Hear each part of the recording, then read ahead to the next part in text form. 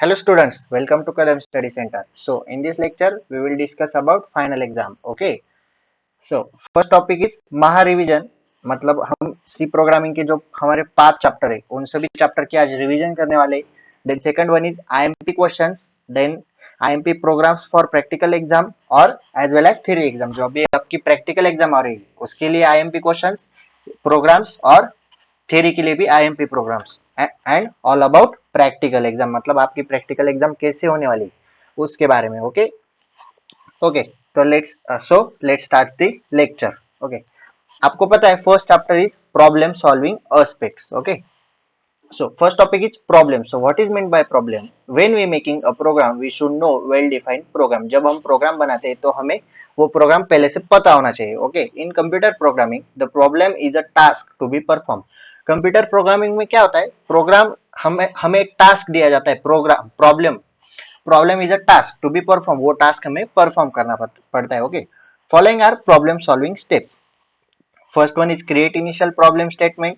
Second one is check that you are solving problem in right way. Third one is refine the problem statement. Fourth one is scale the program. अभी आप steps पढ़ लो.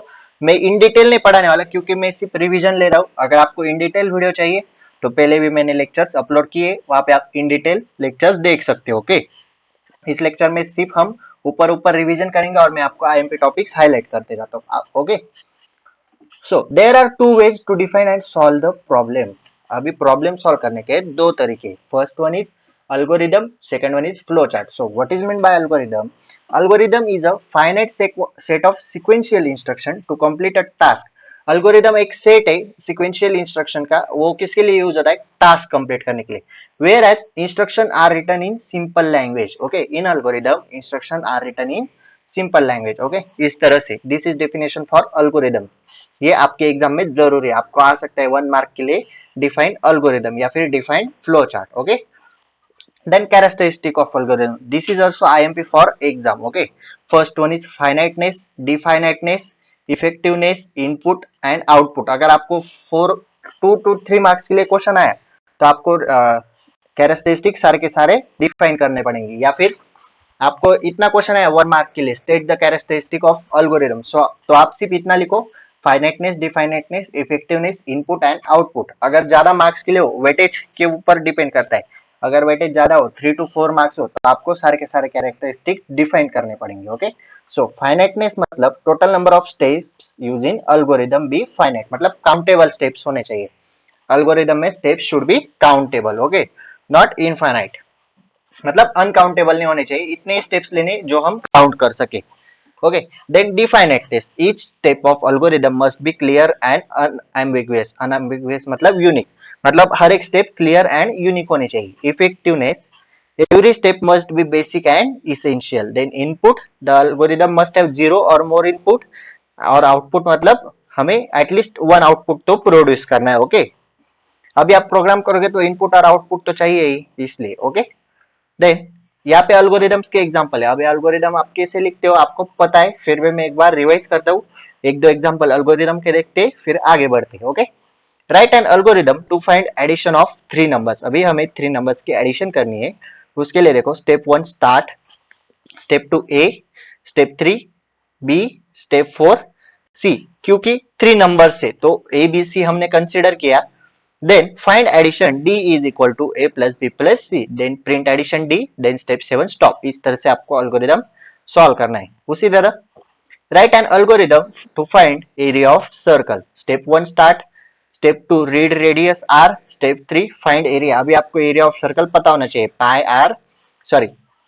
pi r square 3.14 into R into R. Then 4 step में print area. Then stop. Okay.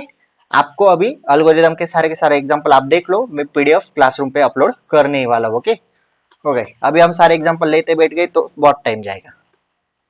अभी flow chart, second type is flow chart. Flow chart means it is a pictorial representation of algorithm. Okay तो आपको flow chart की definition याद रखनी है. It is a pictorial representation of algorithm. This is IMP for your exam. Okay then following are symbols are used in flowchart. अभी आपको symbols भी याद रखने. This is start and stop symbol, दोनों सेम ही स्टार्ट एंड स्टॉप के लिए। Uses देखो, this symbol is use to start flow chart as well as stop flow chart. ये सिंबल किसके लिए यूज होता है? फ्लो चार्ट स्टार्ट करने के लिए और स्टॉप करने के लिए। Then input and output symbol. This is input and output symbols. Uses देखो, this symbol is used for input and output operations. Okay. Third one is process. This one is process symbol. This symbol is used to mean ALU. ALU मतलब arithmetic and logic unit, operation and data transfer task. Okay. Fourth one is decision. This is decision symbol. ये decision symbol of if else में use करते हैं. Okay. Use देखो, this symbol is used for conditional process statement. Okay. Fifth one is flow lines, means arrows. This is flow line symbol. Uses देखो, this symbol is used for indicate flow of flow chart. Okay. Arrows are used to indicate the flows of flow chart. Sixth one is loop. Loop is used in while loop and do while loop. Okay. For loop भी पता है, do while loop पता है आपको। This symbol indicate finite loop, infinite नहीं, finite loop. Okay, these are connector symbol uses. This symbol use to connecting flow of lines from different places. Ninth one is block. This symbol indicate block of statement और body of loop. Then tenth one is, last one is module cell. This symbol is used for calling the function. Okay, example देखो, draw a flow chart to print hello FYBCS message. अभी हमें ये जो message है वो print करना है, तो हम उसके लिए सिंबल क्या लेंगे? सिंबल पहले हम अल्गोरिदम राइट कर लेंगे, start print hello FYBSC, then stop. Okay, then symbol देखो, स्टार्ट एंड स्टॉप का सिंबल लिखा और यहाँ पे इनपुट का सिंबल लिखा, प्रिंट हेलो FYBCS। ओके, इस तरह से आपको सॉल्व करने, वैसे ही सारे सारे फ्लो चार्ट के एग्जाम्पल है, आप ऑब्जर्व कर लो। देन टॉपिक देखो, जनरेशन ऑफ कंप्यूटर लैंग्वेज। ये टॉपिक हमें पढ़ना है फर्स्ट चैप्टर में, हमने पढ़ा भी है, ये रिवाइज करते हैं अभी हम। So there are 5 types of generation of computer language. Machine level language, it is also known as 1G। Assembly level language, it is also known as 2G। High level language, it is also known as 3G। And fourth generation language and fifth generation language. Okay, machine level language and assembly level language 1G and 2G are low level language, LLL. Okay, high level language 3G, fourth generation language, fifth generation language are high level language, HLL. Okay, so first one is machine level language. This is low level language, जैसा कि मैंने आपको बताया, this uses binary number system language 0 or 1. So machine level language uses binary number system. Okay, this language is directly understand to computer. These programs are difficult to understand. In machine level language, programs are difficult to understand. This is machine dependent language. Okay, machine level language is machine dependent language. Okay, so आपको exam में questions आ सकते हैं, write the generation of computer language. Okay, या फिर how many types of generation of computer language and explain them. Okay, तो this is assembly level language. High level language, high level language में देखो, this is machine independent language. This language contains a set of statement which is having their own rules, मतलब हर एक statement को अपने खुद के रूल्स है। Okay, it consist of two translator. So high level language consist of two translator. First one is interpreter, second one is compiler. So interpreter, it is translate that high level language code to machine level language. Okay, then it execute line by line code. Interpret execute line by line code. Then compiler, it is also translator that translate high level code, high level language code to machine level language. For example, C++, Java, Fortran मतलब formula translator, then Pascal, Basic, etc. etc. Okay. Fourth generation language is the machine independent language, not dependent. It is independent language and it is easy to understand. Fifth generation language is used to develop AI tools. It is machine independent and it is easy to understand. Okay. Then editor. So what is meant by editor? आपको ऐसे भी questions आ सकते हैं, defined editor, linker, loader, तीनों के definitions आपको याद रखने हैं। वैसे भी मैं आगे IMP क्वेश्चंस देने ही वाला हूँ। Okay, editor is use to type and edit the program. Editor किसके लिए यूज होता है? प्रोग्राम को टाइप करने के लिए और प्रोग्राम को एडिट करने के लिए। Okay, then linker, linker is responsible to linking the different function in the program. Then loader loads the binary files from the memory and it is executed by process. Okay, यहाँ पे first chapter आपका खत्म हुआ, एकदम easy okay, एकदम easy chapter है और छोटा भी, ज्यादा कुछ बड़ा नहीं। आप 1 घंटा दो इस चैप्टर के लिए, आपको ये चैप्टर पूरा का पूरा समझ में आ जाएगा। ओके, देन सेकंड चैप्टर की तरफ बढ़ते हैं। Second chapter is C fundamental. चलो तो फिर देखते हैं हिस्ट्री ऑफ सी लैंग्वेज। अभी आपको मैं आईएमपी बता देता हूँ, मतलब जो मेन टॉपिक है वही हम लेते हैं, वही रिवाइज करते हैं, ज्यादा डीप में जाने की जरूरत नहीं। So history of C language में आपको क्या याद रखना है, सी लैंग्वेज किसने डेवलप की और कहाँ पे डेवलप हुई और किस साल में, मतलब कौन से ईयर में सी लैंग्वेज डेवलप की। So C language was develop by Dennis Ritchie at AT and T Bell labs. Okay, ये AT and T Bell labs आपको ऐसे ही लिखना है, in 1972। Okay, C language was developed by Dennis Ritchie, कहाँ पे, AT&T bell labs इन 1972। ये IMP, most IMP है, याद रखना, 1 मार्क के लिए आ सकता है। Who develops C language, where. Okay, okay, then इसकी कुछ जरूरत नहीं। ओके, ये क्वेश्चन देखो, this one is also IMP. C is middle level language, justify. Okay, C middle language क्यों है, मिडल लेवल लैंग्वेज क्यों है, ये आपको जस्टिफाई करना है। ओके, आंसर देखो, yes it is true, C provide facilities of both language, high level, low level language and high level language. So इस C provides us low level both languages facilities, low level language and high level language. That's why C is also known as middle level language. Okay, C is high level language because syntax of high level language is designed to write the code for software generation. Then C also support low level programming, low level language programming such as bitwise operator. The logic of bitwise operator totally depend on 0 and 1. So C is middle level language, इतना आपको explain करना है। आपको सिर्फ इतना याद रखना है कि सी दोनों लैंग्वेज के फैसिलिटीज प्रोवाइड करती है, low level language and high level language. So that's why C is also known as middle level language. आपको 2 मार्क्स के लिए क्वेश्चन आ सकते हैं। Advantages and features of C language, ये भी याद रखो। C is general purpose structure language, that means C has algebraic expressions, keywords, operators etcetera. Okay, C language जो है वो इस पर्पज से डिजाइन की गई है कि सी लैंग्वेज में अल्जेब्रिक एक्सप्रेशंस भी हो, कीवर्ड्स भी हो, ऑपरेटर्स भी हो, एक्सेट्रा एक्सेट्रा। ओके, ये सारी चीजें सी लैंग्वेज में आनी चाहिए। इस पर्पज को ध्यान में रखते हुए सी लेवल लैंग्वेज बनाई गई है। Okay, second advantage is C is programming language. Third one is C is compatible language. Fourth one is C has rich set of built-in function, मतलब इसमें built-in function का rich set है। Okay. Fifth one is C provide variety of data types, operators and function. Okay. C has only 32 keywords. Okay. In C language there are 32 keywords are present. C support pointers. C provides dynamic memory allocation. ये सारे आपको advantages and features exam के point of view से याद रखने। Okay, C language, write the advantage and features of C language.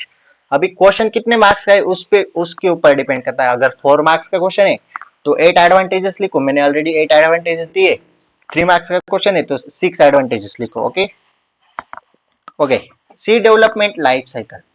First one is creating a source code. ये IMP नहीं है, फिर भी एक बार मैं आपको रिवाइज कर देता हूँ। सो सी की डेवलपमेंट कैसी हुई, सोर्स कोड क्रिएट किया इन Linux operating system. First create a source code any type of editor, example text editor. आप आपने अगर आपके कॉलेज में प्रैक्टिकल परफॉर्म किया है तो आपको लाइनक्स ऑपरेटिंग सिस्टम क्या है, जैसा हम विंडोज यूज करते हैं वैसे लाइनक्स होता है, आपको पता होगा। तो हमें एडिटर में कोड, सोर्स कोड क्रिएट करना पड़ता है। एग्जांपल टेक्स्ट एडिटर, ये सॉफ्टवेयर हम यूज करते हैं। Second one is compiling the source code, उसे हमें कंपाइल करना पड़ता है।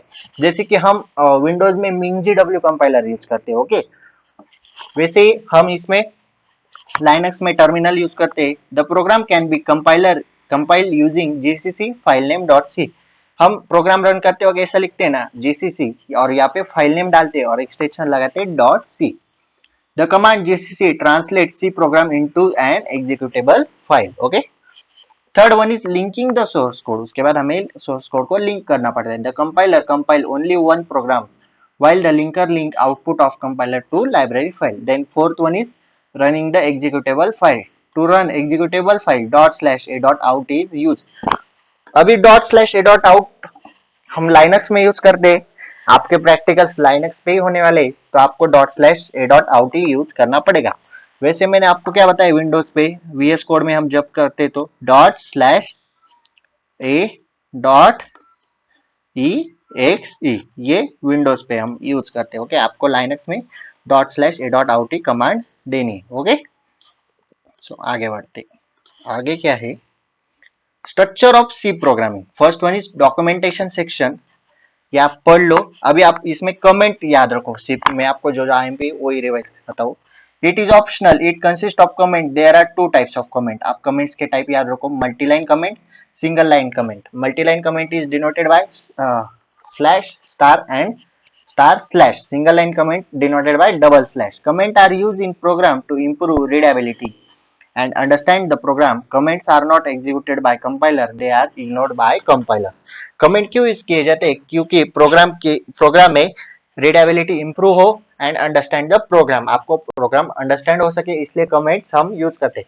हम कमेंट डालते रहे बीच बीच में, कॉपी मैट्रिक्स या फिर ऐड मैट्रिक्स, तो हमें वहां पे याद रहता है कि हम इस कोड में हमने यहाँ पे इस स्टेप में मैट्रिक्स की एडिशन की है या फिर मैट्रिक्स कॉपी किया है, एक्सेट्रा एक्सेट्रा, इसलिए कमेंट्स यूज होते हैं क्या, ताकि हमें प्रोग्राम अच्छी तरह से समझ सके। ओके, कमेंट्स कंपाइलर कभी भी एग्जीक्यूट नहीं करता। आप कमेंट्स डालो ना डालो आपकी मर्जी, प्रोग्राम में कोई इफेक्ट होता है क्या, नहीं, they are ignored by compiler. Okay, second one is link section, wait, okay, second one is link section. It consists of preprocessor directive which link the compiler to understand library function. We include different predefined standard library function in our C program and all of these different library function available in different standard header files. जहाँ पे हम stdio.h लिखते हैं तो उसमें क्या आता है, printf, scanf, getS, getch, etcetera etcetera. Okay, वैसे ही हैश इंक्लूड मैथ.h होता है, उसमें हम पावर फंक्शन यूज कर सकते हैं, स्क्वायर रूट निकाल सकते हैं, sine cos tan etcetera etcetera. Okay, इस तरह से these are example of link section. Okay, then third one is definition section. It is optional and define all symbolic constants. So definition section is define all symbolic constant. Example, pi 3.14, define max 100. Then fourth one is global declaration. This is also optional.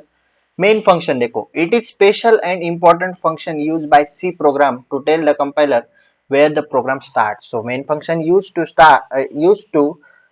tell the compiler where the program is start. Okay, if the C program consists of more than one main function, then the compiler can't tell which one is start of the program. अगर एक programme में एक से ज्यादा main function हुए या फिर दो मेन फंक्शन हुए तो कंपाइलर हमें बता नहीं सकता कि प्रोग्राम कहाँ पे स्टार्ट हो रहा है। Okay, then opening and closing, आपको तो पता है start and stop, opening and closing bracket देते हैं हम, करली ब्रैकेट।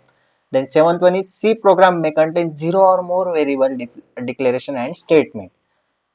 ये भी नहीं, 8 नंबर भी नहीं। सी टोकन्स, अभी इस टॉपिक पे आप फोकस करो, इस पे मैं जो जो बताता हूँ वो आप करो। सबसे पहले टोकन्स की definition, smallest unit is in C program is known as token. जो स्मॉलेस्ट यूनिट होता है सी प्रोग्राम में उसे हम टोकन कहते हैं। The compiler recognize them for building expression, compiler use tokens for building the expression. Then character set, what is mean by character set, character set are used to write token, these characters are defined by the Unicode set. The character set include letters, digit, special character and white spaces। मतलब white spaces मतलब blank space, जो हम word के बीच में space देते हैं उसे हम white spaces कहते हैं। Letter A to Z and A to Z, digit 0 to 9, special character में देखो plus minus hash slash at the rate etcetera etcetera. Okay, ये टोकन्स का फ्लो चार्ट है। ओके, ये आपको ब्लर दिख रहा होगा, वेट इसे हम जूम करते। ओके, टोकन्स में देखो सबसे पहले keywords, identifier, constant and special symbol. Keywords में कुछ नहीं है, आइडेंटिफायर्स में variables, file name, function name. Constant में string constant, numeric constant. Numeric constant में integer constant and float.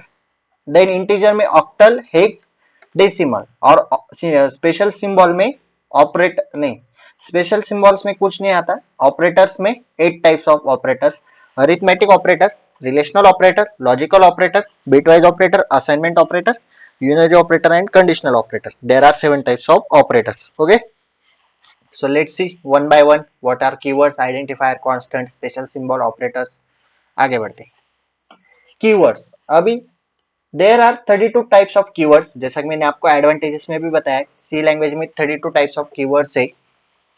Keywords have specific meaning and we can not use them as an identifier, हम उसे identifier की तरह use नहीं कर सकते। All keyword are written in lower case, अभी सारे के सारे कीवर्ड्स लोअर केस में लिखे जाते हैं, मतलब स्मॉल लेटर में। Okay, keywords are also called as reserve words, अभी आपको कीवर्ड्स की डेफिनेशन आ सकती है, डिफाइन कीवर्ड्स, सो आपको लिखना है keywords are known as reverse sorry reserve words and there are 32 types of keywords, आप इतना भी लिखोगे तो भी आपको मार्क्स मिल जाएंगे। Okay, these are 32 types of keywords, आपके सामने जो कीवर्ड्स लिखे गए अभी, auto, if, break, while, case, long, char, float, const, return, continue, go to, default, sign, do, int, double, struct, else, register, enum, type def, union, short, extern, unsigned, void, static, for, volatile, while, switch. These are 32 types of keywords. Okay, आगे बढ़ते, अभी identifier, identifier they are use for naming variable, function and files, alphabet, digit, underscore, dollar, signs are use for giving identifiers name, identifier must not begin with digit, identifiers कभी भी digit से start नहीं होता, ये rule आप याद रखो, आपको आ सकता है, explain identifiers with suitable examples, 2 या 3 मार्क्स के लिए क्वेश्चन आ सकते हैं, तो ये सारी थ्योरी और नीचे जो एग्जांपल है वो याद रखो। Okay, for identifier first character must be letter और अल्फाबेट, आइडेंटिफायर लिखते समय फर्स्ट कैरेक्टर एक तो लेटर होना चाहिए या फिर अल्फाबेट। आइडेंटिफायर में also begin with underscore, identifier underscore से भी शुरू हो सकता है। C identifier are case sensitive, that means upper and lower case alphabets are different. Keywords और reserve words are not use as identifier, keywords और reserve word एक ही है, वो हम आइडेंटिफायर के लिए यूज नहीं कर सकते। एग्जांपल देखो, A1 ये सब आइडेंटिफायर थे, रोल नंबर अंडरस्कोर ABC, क्योंकि आइडेंटिफायर अंडरस्कोर से भी स्टार्ट होते हैं। आगे बढ़ते, वेरिएबल्स, आपको अभी वेरिएबल्स देखो, a variable is an identifier, variable भी एक identifier that is used to store data value, it is symbolic name assigned to memory location where data is store. Example, integer A, B, C semicolon, यहाँ पे variable declaration करते हैं हम programme में, यहाँ पे इनिशियलाइज करते, इनिशियलाइज वेरिएबल करते, a इज इक्वल टू 10 सेमीकोलन, b इज इक्वल टू 30, इस तरह से। Okay, then constant, there are identifier that represent fixed values, constant are identifier that represent fixed values, there are two ways to declare constant. Okay, constant declare करने के दो तरीके, first one is by const keyword, second one is by using macro substitution. Syntax for const keyword is const data type variable name is equal to values. Example, const float pi is equal to 3.14, और by using macro substitution में syntax आपको directly variable name define करना है, has defined pi is equal to 3.14. Then constant में अभी type है, integer constant, floating point constant, character constant. Okay, ये आप कर लो। Each and every character has ASCII value, अभी आस्की वैल्यू क्या है वो हम देखते हैं। ASCII value is American standard code for information interchange, this is full form of ASCII value. ASCII values देखो, cap upper case A to Z को 65 to 90, lower case A to Z to 97 to 122, 0 to 9 to 9 को 48 to 57, these are ASCII values. Black backslash character or escape sequence, these are also IMP. Escape sequence are used in output function, and escape sequence always begin with backslash and it is followed by a character. These are escape sequence and their meaning. Okay, आप ये table याद रखना किसको क्या कहते। आगे बढ़ते, data types, there are two types of data types, fundamental data types and user defined data types. C programs, यहाँ पे प्रोग्राम्स, सी प्रोग्राम्स आप कर लो, ये क्वेश्चन है प्रोग्राम्स के।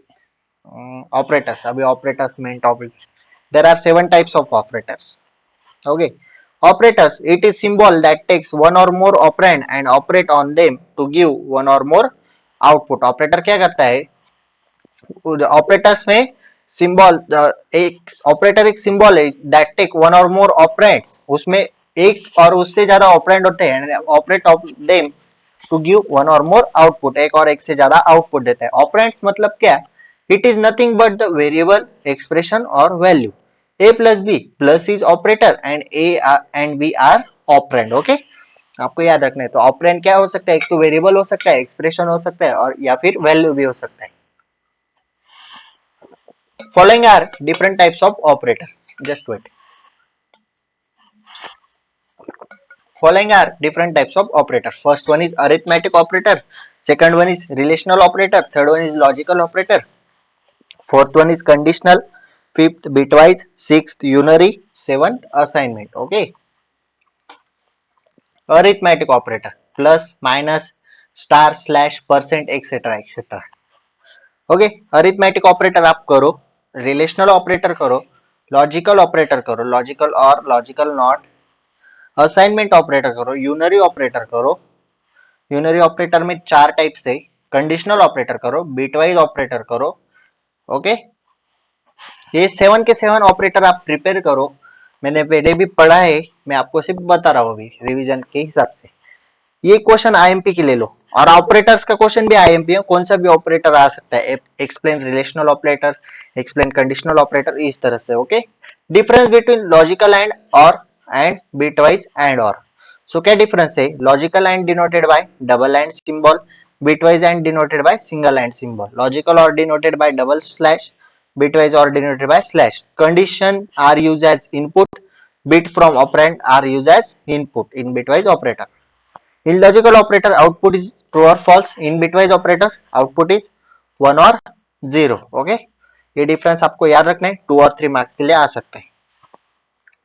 ओके, यहाँ पे end of chapter, second chapter भी यहाँ पे एंड हुआ। Third chapter is control structure, अभी उसमें देखते हैं हम।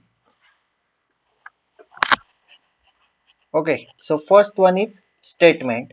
So a statement is a collection of tokens and it is used to perform some action. Statement क्या है? एक कलेक्शन ऑफ टोकन से, जो आपने टोकन पढ़ा सेकंड चैप्टर में, उसका एक कलेक्शन है स्टेटमेंट मतलब, and it is used to perform some action. वो कुछ एक्शन परफॉर्म के लिए स्टेटमेंट यूज किए जाते हैं। C programming has following statement, अभी वो कौन कौन से? First one is null statement, second one is jump statement, third one is label statement, fourth one is expression statement, fifth one is compound statement, and sixth one is control statement. Okay, आप ये सारे के सारे पढ़ लेना, इतने कुछ IMP नहीं है। ओके, यहाँ पे तो प्रोग्राम ही है। थ्री, हाँ, इफ स्टेटमेंट। अभी इफ एल्स, इफ देखो, it is two way decision statement depending on whether the value of expression is true or false. Syntax for if statement, if statement क्यों use किया जाता है कि जो एक्सप्रेशन है उसकी वैल्यू ट्रू है या फिर फॉल्स है। सिंटैक्स देखो, इफ और यहाँ पे कंडीशन लिखी जाएगी, देन ट्रू ब्लॉक अगर एग्जीक्यूट हुआ तो स्टेटमेंट एग्जीक्यूट होगा, या फिर अगर फॉल्स हुआ तो प्रोग्राम ये हो जाएगा, टर्मिनेट हो जाएगा। Okay, if else statement, this statement allows selecting one of the two available option depending upon the output of the test expression. अभी इफ एल्स में आपको तो पता है, दोनों में से एक सिलेक्ट करना पड़ता है। इफ अगर ट्रू हुआ तो एल्स स्टेटमेंट एग्जीक्यूट नहीं होता, अगर इफ फॉल्स हुआ तो ही एल्स स्टेटमेंट एग्जीक्यूट होता है। ओके, जैसा कि पॉजिटिव और नेगेटिव नंबर, अगर हमने -5 डाला तो इफ में अगर पॉजिटिव हुआ तो -5 एग्जीक्यूट नहीं हुआ, अगर एल्स में नेगेटिव हुआ, नंबर इज नेगेटिव, तो -5 इज नेगेटिव, वहां पे एल्स स्टेटमेंट एग्जीक्यूट होगा। ओके, इस तरह से इफ स्टेटमेंट आईएमपी है, इफ एल्स स्टेटमेंट भी आईएमपी है। Okay, then switch case statement, switch case statement. C has multi-way decision statement known as switch case statement. Switch case statement को ही multi-way decision statement भी कह सकते हैं। Okay, a case expression can be repeatedly used in switch case that it allows several action and choose one action to be executed at runtime. मतलब एक programme में हम choice ले सकते हैं, सेवरल एक्शंस परफॉर्म कर सकते हैं, और एक एक्शन एक टाइम पे एग्जीक्यूट हम रन कर सकते हैं। Okay, the use of break statement is used to quit the statement cases match so that only one case get executed. जब हम ब्रेक स्टेटमेंट देते तो हमें हर एक केस के बाद ब्रेक स्टेटमेंट देनी पड़ती, क्योंकि हम जब वो चॉइस करते तो वही एग्जीक्यूट हो सके, इसलिए हमें हर एक केस के बाद ब्रेक स्टेटमेंट देनी पड़ती। If break statement is not given then all the statement following match case get executed, तो सारे के सारे केस एग्जीक्यूट हो सकते हैं। Thus, break statement is compulsory for proper execution of switch case statement. This is syntax for switch case statement. Okay, आगे while loop, अभी while loop तो आपको पता है, while loop is entry control loop, this is syntax for while loop. हम while loop entry control loop है तो हम व्हाइल लूप ऊपर ही कंडीशन व्हाइल लूप में यूज कर लेते हैं। Okay, while loop is entry control loop. In while loop, condition is evaluated. If the condition is true, then the body of loop is executed. अगर condition true हुई तो ये आगे का loop execute होता है. This process continues until condition become false and control is transfer out of loop. ये process कब तक continue होती है? जब तक condition false हो और condition transfer out of loop जब जाए तब तक ये process continue होती है. ओके, while loop भी IMP है, आपको थ्योरी और सिंटैक्स वहां पे लिखना है. In while loop initialization, test, condition, increment, decrement operation are necessary. Okay, आगे देखो, ये प्रोग्राम से मैं देता हूँ IMP प्रोग्राम्स भी. फॉर लूप, अभी फॉर लूप ये इरेज नहीं होगा क्या, जाने दो, ऐसा ही देख लो. फॉर लूप में देखो, it is entry control loop. Syntax, ये सिंटैक्स है. For loop executed initialization statement only one time. After that loop check condition. वैसे ही अगर कंडीशन ट्रू हुई तो ये बॉडी एग्जीक्यूट होती है. ओके, और whenever condition becomes false then loop is terminated. आपको पता है सिर्फ फॉर लूप में क्या होता है, सारे के सारे जो कंडीशन है, इनिशियलाइजेशन, कंडीशन, इंक्रीमेंट, डिक्रीमेंट, सारे फंक्शन एक ही ब्रैकेट में लिखे जाते हैं, फॉर लूप में ही लिखे जाते हैं. Okay, programs based on for loop, ये प्रोग्राम से आप प्रैक्टिस कर सकते हो. डू वाइल लूप देखो, अभी डू वाइल लूप थोड़ा अलग है. This is syntax for do while loop. It is an exit control loop. अभी फॉर लूप और वाइल लूप एंट्री कंट्रोल था, ये एग्जिट कंट्रोल लूप है. The body of loop of do while statement compulsory executed for first time. Suppose अभी for loop और while loop में क्या है, अगर प्रोग्राम्स अगर कंडीशन फॉल्स हुई तो बॉडी ऑफ लूप एग्जीक्यूट नहीं होती, क्योंकि वो एंट्री कंट्रोल लूप था. अभी do while loop exit control loop है तो क्या है, compulsory body of loop execute होता है. Okay, after executing one test condition is check in the while statement. अभी डू व्हाइल लूप में कंडीशन चेक होती है जब प्रोग्राम एग्जीक्यूट होता है तब. If condition is true then the body of loop is executed until condition becomes false. जब तक कंडीशन ट्रू है तो बॉडी ऑफ लूप एग्जीक्यूट होती रहेगी until condition becomes false. When the condition becomes false the loop execution is terminated. Okay, ये do while के programs आप practice कर लो. ओके, देखो थर्ड चैप्टर में क्या है, switch case statement, if else statement. Okay, then उसके बाद while loop, for loop, do while loop, इतना ही है, ज्यादा कुछ आईएमपी नहीं है. ओके, हमारा बच्चा फोर्थ और फिफ्थ चैप्टर की रिवीजन वो भी हम कंप्लीट करते हैं. फंक्शन, अभी फोर्थ चैप्टर क्या है, फंक्शन. अभी फंक्शन क्या है, function is the set content block statement that perform specific task में return value to calling function. Okay, आपको अगर फंक्शन की डेफिनेशन पूछी गई तो आप ये डेफिनेशन लिख सकते हो. और function is a name, function क्या है, name, that means it is written by name and calling by its name. यहाँ पे मेन हो गया, यहाँ पे नेम है. A function is self-contained. That means it has own variable constant. Okay, function have its own variable constant. A function may or may not return value to the calling function. Okay. Types of function. There are two types of function: user-defined function or built-in function. User-defined function means is a type of function in C language that is defined by user himself to perform some specific task. और built-in type function क्या है? Built-in type function are standard library function which are compiled and placed in library. Example, जैसा कि हम stdio.h लिखते standard header files, वैसे mat.h, string.h, ctype.h. Function declaration. It is also called as function prototype. Function declaration को ही हम function prototype भी कहते हैं. There is a semicolon at the end of function. Function के end में क्या है, semicolon. ये syntax आप देख सकते हो. The function that do not return in value can be defined as void. अगर फंक्शन वैल्यू के फॉर्म में नहीं लिखा गया तो उसे हम void के void में डिफाइन कर सकते. फंक्शन डेफिनेशन देखो, this is syntax for function definition. Function line of the function definition is called function header. Function header and function prototype are similar but there is no semicolon at the end of function header. ये जो function definition है उसे हम function header कहते हैं, लेकिन function header के and में सेमिकोलन नहीं है, यहाँ पे सेमिकोलन नहीं है. वैसे ही function prototype में यहाँ पे सेमिकोलन अवेलेबल है. ओके, दोनों सेम ही है, बस सेमिकोलन का डिफरेंस है. आगे बढ़ते हैं. Return keyword. The return keyword is used to end the function body and return a value of the following function. Return keyword क्यों यूज किया जाता है? फंक्शन बॉडी एंड करने के लिए and return a value of the following function. A function body may contain multiple return statements, but the function execution stop as soon as the first return statement encounter. These are syntax for return keyword. Exit function क्या है? The exit function terminates the program from any function. Exit function क्या करता है? Program terminate कर देता है किसी भी फंक्शन से. Exit zero means program terminates normally और exit one means the program terminated because of some error. Okay, अगर एग्जिट जीरो आया तो प्रोग्राम नॉर्मली टर्मिनेट हुआ है और अगर एग्जिट वन आया तो प्रोग्राम कुछ एरर की वजह से टर्मिनेट हुआ है. Types of function form. Function can be called in following ways. First one is function with no return type and no argument. Second one is function with no return type with argument. Function with return type and no argument. Function with return type and argument. These are four types of function forms.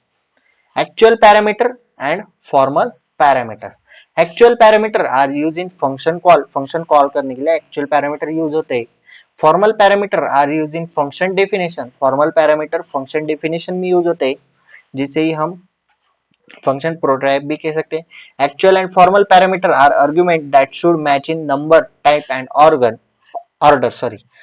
The values of actual parameter are assigned to formal parameter on a one-to-one basis. Method of parameter passing. First one is pass by value या फिर call by value. In this method, the content of argument in calling function are not changes even if they are changes. उसे हमने change भी किया तो भी वो change नहीं होते. Second one is pass by reference, call by reference. In this method, content of argument in the calling function get changes. The original value are change. यहाँ पे change हो जाते. Scope of variable. अभी scope of variable देखो. The part of the program in which a variable can be accessed is called scope of variable. Definition learn कर लो. IMP. Storage classes ये topic भी IMP. The storage class determines scope and lifetime of variable. There are two types of location in computer where a value is stored. First one is memory. Second one is CPU register. There are four types of storage classes. First one is automatic. Second one is register. Third one is static. Fourth one is external. These are four types of storage classes. उसे हम one by one देखते. The storage class of variable tells where the variable store, what is default initial value of variable, scope of variable, lifetime of variable. First one is auto storage class. Auto is default storage class for local variable. Example, this is example for auto storage class. And these are features of auto storage class. तो storage कहाँ पे होती है? Memory में. Scope local है. Life till the control. Default initial value मतलब garbage value और keyword auto keyword है. Second one is register storage class. It is used to define local variable that should be stored in CPU register instead of memory. Features देखो. Again storage, CPU register, scope local, life within bracket, default initial value, garbage value, keyword register. Third one is static storage class. It is storage class of global variable. Features देखो. Storage static, scope global, life throughout all program, default initial value 0 or keyword static. Fourth one is external storage class. External defined external or global variable, they are all declared outside the function. External storage class are declared outside the function. Features storage memory, scope global, life throughout all program, default initial value 0, keyword external. Okay. Then the recursion. It is the process by which function call itself repeatedly until some specified function has been satisfied. जब तक कोई specified function satisfied नहीं होता तब तक function खुद को ही repeatedly call करते रहता है. In recursion, function may call directly or indirectly. There are two types of recursion. First one is direct recursion. Direct recursion means if the call to a function occurs inside the function itself, मतलब function के अंदर ही वो call कर रहा है तो उसे हम डायरेक्ट रिकर्शन कहते हैं. These are syntax for direct recursion. एक टॉपिक आईएमपी है. ओके, रिकर्शन और उसके types. Second one is indirect recursion. If the function call another function in the first function, पहले ही फंक्शन में दूसरे फंक्शन को कॉल कर रहा है उसे हम इनडायरेक्ट रिकर्शन कहते हैं. These are syntax. Okay, fourth chapter भी एंड हुआ। फिफ्थ चैप्टर, फिफ्थ में तो कुछ नहीं, एक पेज की थ्योरी है, एक ही स्लाइड है। अरे अभी अरे क्या है, आपको ऐसा क्वेश्चन आएगा, define array with memory representation. अभी अरे क्या है, एन अरे is a group of data atoms of same data type that are share a common name. It is also known as subscripted variables. Array is also known as subscripted variable. A subscripted variables, a subscript is called index, and the index start from 0 and end at n minus 1. अभी indexing आपने Python में पढ़ा होगा। Indexing क्या होता है, हम number denote करते हैं तो वो यहाँ पे 0 से स्टार्ट होता है, एंड कहाँ पे होता है, n minus 1. There are two types of array, one dimensional and multi-dimensional. These are syntax for array. Okay, यहाँ पे इंटीजर a 10 है तो ये साइज डिफाइन की गई है। ओके, एग्जांपल देखो, कैरेक्टर नेम हमने साइज डिफाइन की 10, तो हमें 10 तक लेना है। सो 10 के लिए हम कहाँ से शुरू करेंगे, 0 से, और n minus 1, so 10 minus 1 is 9। Okay, क्योंकि रूल क्या कहता है, indexing start from 0 to n minus 1। So name देखो के डब्ल्यू कॉलेज, तो उसे हम 0 1 2 3 4 5 6 7 8 9 तक गए। ओके ओके, यहाँ पे ये चैप्टर की थ्योरी भी खत्म हुई। ये अरे के प्रोग्राम से आप सॉल्व कर लो, मैंने वैसे भी एक्सप्लेन किए पहले के डिटेल्स वीडियो के लेक्चर में। ओके, अभी फॉर्मेट देखो आप, जो बहुत सारे कमेंट्स आ रहे हैं, मतलब बहुत ही ज्यादा कमेंट्स आ रहे हैं, इंस्टाग्राम पे भी डीएम आ रहे हैं कि प्रैक्टिकल एग्जाम कैसे होगी। सो प्रैक्टिकल एग्जाम के में जाने के पहले आपको क्या करना है, सारे के सारे प्रोग्राम्स आप एक बार घर पे परफॉर्म करो। अगर आपके पास पीसी या फिर लैपटॉप कुछ भी अवेलेबल है, उस पे आप प्रोग्राम प्रैक्टिस करो, प्रोग्राम्स का सिंटैक्स याद रखो, प्रोग्राम्स की कंसेप्ट याद रखो, सारे सारे प्रोग्राम्स प्रैक्टिस कर लेना, कुछ बातें लर्न भी कर लेना। Okay, then keep your assignments, lab manual and other written work like practical notebook. आपको जो भी कॉलेज ने प्रोवाइड किया, जो आपको असाइनमेंट्स दे, just wait for me. Okay, जो आपको आपके कॉलेज ने असाइनमेंट्स दिए, जो प्रैक्टिकल नोटबुक दी है, या फिर जो लैब मैनुअल होगा, ओके, लैब मैनुअल को यूनिवर्सिटी की तरफ से आता है, एसपीपीयू की तरफ से, वो मैनुअल होगा, वो आपके साथ रखना। आपका अभी सबमिशन हुआ ही होगा कॉलेज की तरफ से, अगर नहीं हुआ तो आप वो साथ में ही रखना आपके बैग में। जब आप प्रैक्टिकल एग्जाम को जाओगे तो आपका सारा का सारा जो मटेरियल है, जो सबमिट करना था, वो आप साथ में रखना। अगर उन्होंने मांगा तो दे देना, नहीं मांगा तो अच्छी बात है। असाइनमेंट जो कॉलेज देता है, रिटर्न वर्क, प्रैक्टिकल नोटबुक, आपने जो सेमिस्टर है उसमें प्रैक्टिकल्स किए होंगे, उसकी नोटबुक होगी, वो भी साथ में रखना। ओके, देन वहां पे आपको क्या किया जाएगा, प्रैक्टिकल एग्जाम है, एग्जाम है, एग्जाम की तरह ही होगा, आपको खुद का प्रैक्टिकल खुद ही परफॉर्म करना है। आपको एक एक पीसी पे आप सबको बिठाया जाएगा, जैसा आपका प्रैक्टिकल होता है। ओके, आपको प्रैक्टिकल स्लिप दी जाएगी, लाइक दैट, एक क्वेश्चन पेपर है। ओके, लाइक दैट एक क्वेश्चन पेपर है, उसे हम स्लिप कहते हैं। आपने 12th में किया ही होगा, प्रैक्टिकल कैसे होता है आपको पता है।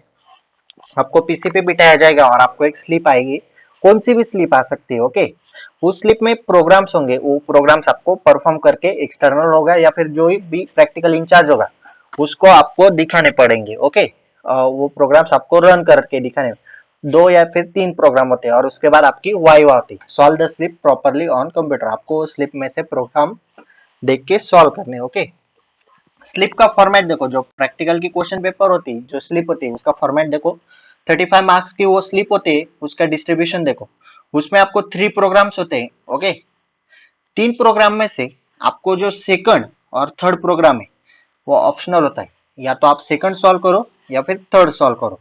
फर्स्ट प्रोग्राम कंपलसरी, आपको 10 मार्क्स के लिए एक प्रोग्राम, फर्स्ट जो क्वेश्चन है वो सॉल्व करना है, और जहाँ पे और होगा, फर्स्ट या सेकंड में भी और आ सकते हैं, वो मार्क्स के ऊपर डिपेंड करता है डिस्ट्रीब्यूशन कैसा है।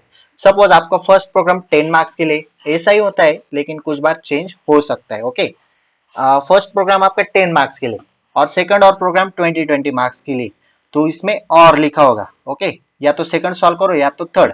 सपोज आपने थर्ड सॉल्व किया तो थर्ड के 20 मार्क्स, इसके 10 मार्क्स हुए 30, और 5 मार्क्स के लिए आपकी वाइवा होती है। जब आपका प्रैक्टिकल परफॉर्म हो जाए, जब आप 2 क्वेश्चन, 3 क्वेश्चन में से 2 क्वेश्चन सॉल्व कर लो, आपका प्रैक्टिकल हो गया, तो आपको वाइवा के लिए जाना पड़ता है। वाइवा में आपको क्वेश्चंस पूछे जाते हैं, तो क्वेश्चंस प्रोग्राम्स से रिलेटेड हो सकते हैं, या फिर सी प्रोग्रामिंग में जो आपने थ्योरी पढ़ी है उससे रिलेटेड हो सकते हैं। ओके, वाइवा में वो आपसे कुछ भी पूछ सकते हैं। Okay, like that defined algorithm, define flow chart, या फिर व्हाइल लूप क्या है, डू व्हाइल लूप क्या है, ऐसा कुछ भी पूछ सकते।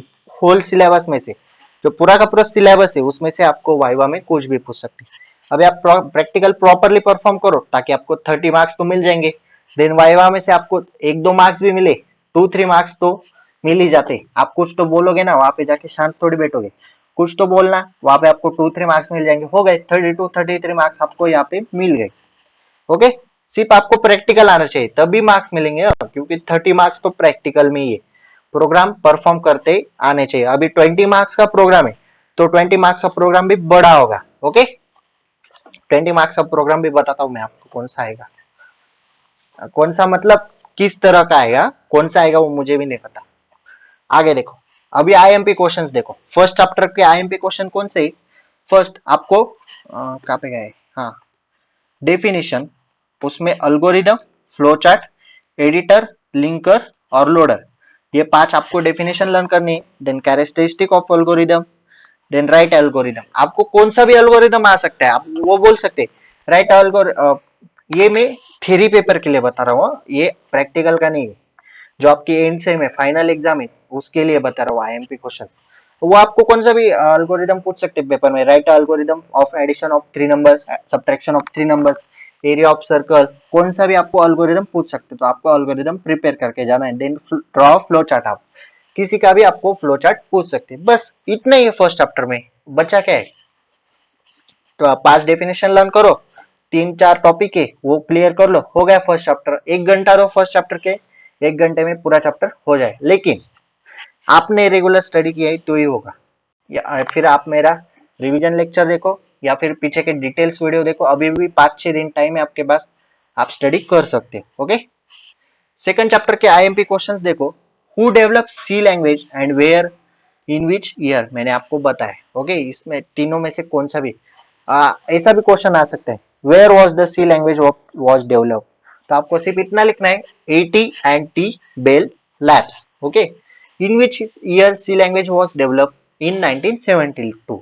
या फिर ऐसा भी आ सकता है 1 मार्क के लिए, who develop C language, so Dennis Ritchie develop C language. Okay, then ये 2 या 3 मार्क्स का क्वेश्चन है सेकंड नंबर का, C is middle level language, justify, मैंने आपको पहले भी अभी रिवीजन में क्वेश्चन बताया।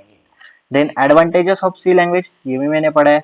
सी टोकन्स, फ्लो चार्ट, वो आपको जो नोटबुक के पेज का फोटो है पीपीटी में, वो आपको लर्न करना है। Then explain keywords, identifier, variable, constant, इसमें से कुछ आ सकता है। Then black slash character and escape sequence, then data types, operator and it types, operator 7 type के ऑपरेटर है आपको पता है, तो उसमें से आपको कुछ भी आ सकता है। Difference between logical and or and bitwise and और, मैंने अभी आपको डिफरेंस भी पढ़ा है रिवीजन में। ओके, इन 9 क्वेश्चंस आप आईएमपी कंसीडर कर सकते हो। इससे ज्यादा आपको पढ़ना है आप पढ़ सकते हो, आपकी मर्जी।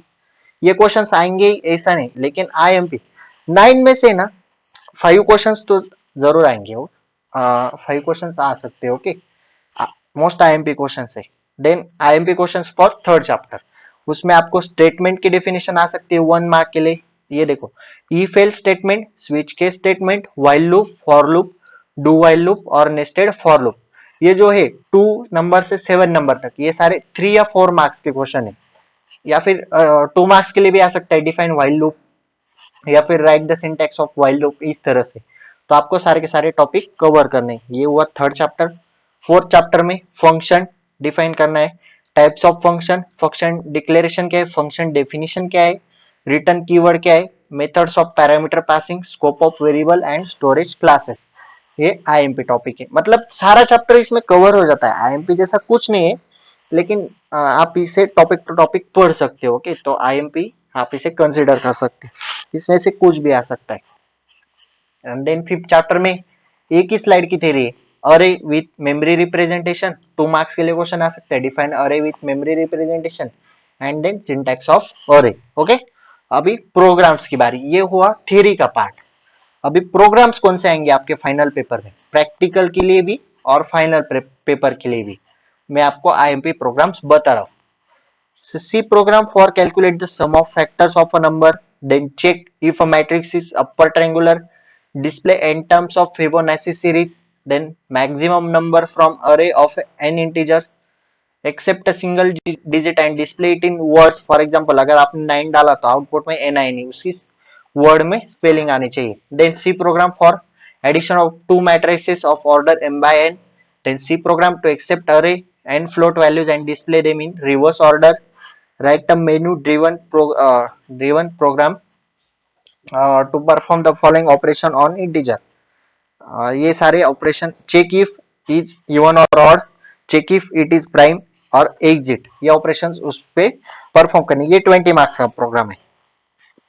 Then C program for display all numbers between two numbers, ये 10 मार्क्स का है। Recursive function calculate factorial of a number, ये मेन फंक्शन का है, देखो use this function in main. Write a C program to read matrix and calculate it sum of its diagonal element, ये program आ सकता है। Then write a C program to accept a character and check if it is alphabet, digit or special symbol. If an alphabet, check if it is uppercase and lowercase. ये भी 20 marks का program है। Write a C program to accept n integers in an array and search for a specific number. Then write a C program, integer and display sum of digit, easy, कुछ इतना hard नहीं। Write a C program multiplication of table n having 10 multiples. आपको जो n numbers का table लिखना है, जो number आप आउटपुट में डालोगे उसका आपको टेबल आना चाहिए, बस इतना ही, एकदम इजी प्रोग्राम है। Write a C program to sort the list given list numbers in descending order, ये भी IMP है। Then copy one matrix to another, अभी हमने अरे के प्रोग्राम्स में देखा।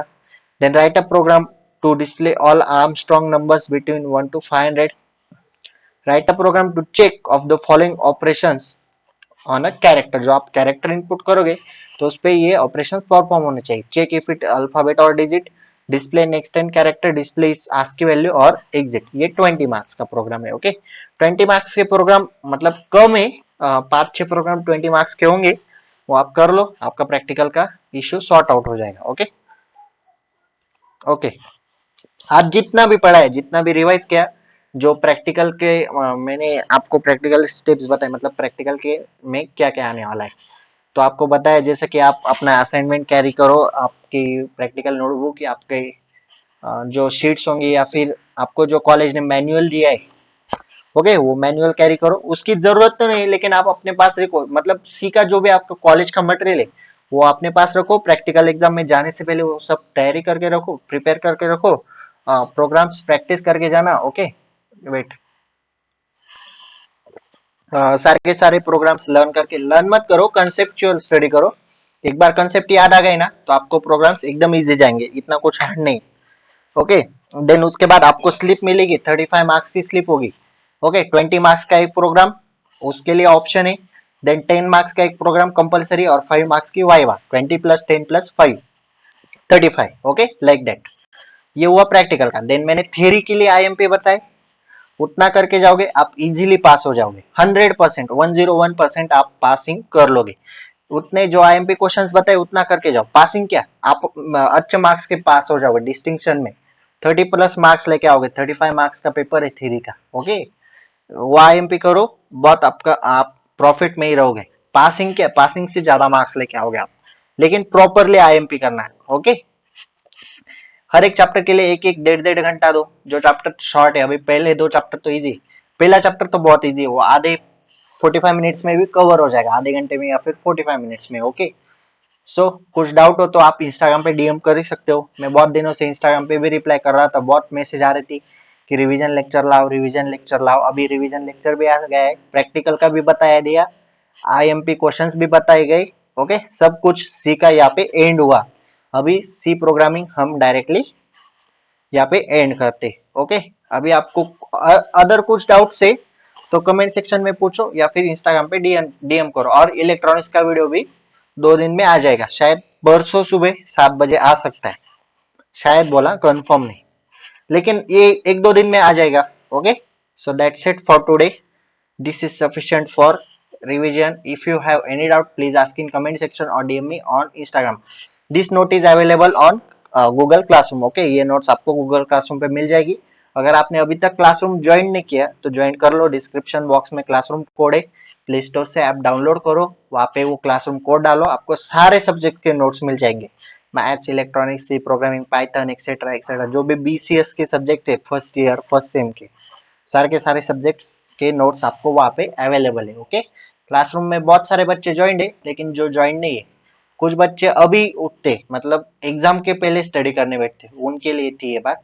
आप क्लासरूम ज्वाइन कर लो, वहाँ पे आपको सारे पीडीएफ मिल जाएंगे। Okay, so if you have any doubt, please ask in comment section or DM me on Instagram. If you like this lecture, please like, share and subscribe to our channel. Okay, comment box में बताना lecture कैसा लगा। आपके लिए इतना किया, आप channel को सब्सक्राइब करो, वीडियो को लाइक करो और ज्यादा से ज्यादा दोस्तों के साथ वीडियो शेयर करो। Okay, so that's it for today. Till then, tata, bye bye.